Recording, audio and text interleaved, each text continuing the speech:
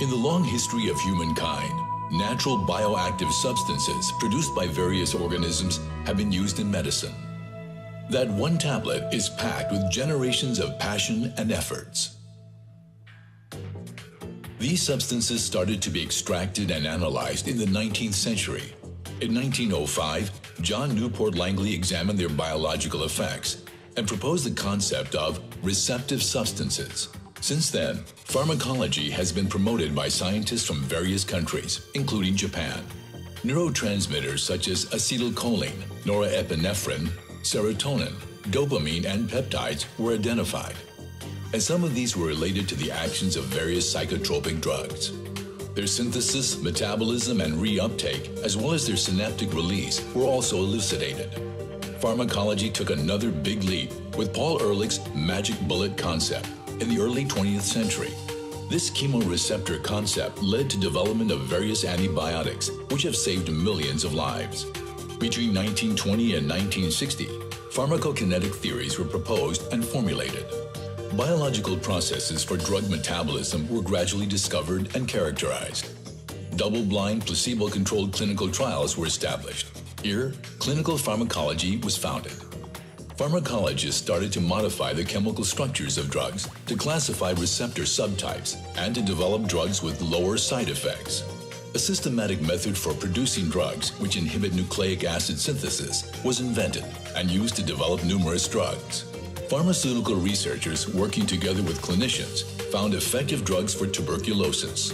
In the 1950s, clinicians started to discover therapeutic drugs for mental illnesses. It was in this era that pharmacogenetics was founded. In the 1950s to 70s, pharmacologists used bioassays and identified prostaglandins, the target of aspirin, the first synthetic therapeutic drug. In the 1970s and 80s, vascular pharmacology blossomed and identified endothelium-derived substances, which regulate the blood vasculature. In parallel, intracellular second messengers were identified, followed by the discoveries of G-protein-coupled receptors and ion channels. Based on this, molecular entities of receptive substances and chemoreceptors were eventually elucidated. Alongside this, the discovery of the therapeutic effects of antisera in 1890 and the advent of monoclonal antibody technology in 1975 led to modern antibody therapies. Through these groundbreaking discoveries, basic and clinical pharmacology have continued to grow and interact with each other toward understanding drug actions and kinetics as well as drug development. Along with the flow of the history of pharmacology, the Japanese Pharmacological Society was founded by Professor Haruo Hayashi in 1927. The JPS has held the annual meeting every year since then and has contributed to the development of basic pharmacology research. It publishes 2 official journals in Japanese and English. Professor Kurata Morishima's students were motivated by the 25th anniversary of his professorship to publish the Society's first Japanese journal in 1925. In 1951, the first issue of the current English Journal of Pharmacological Sciences was published.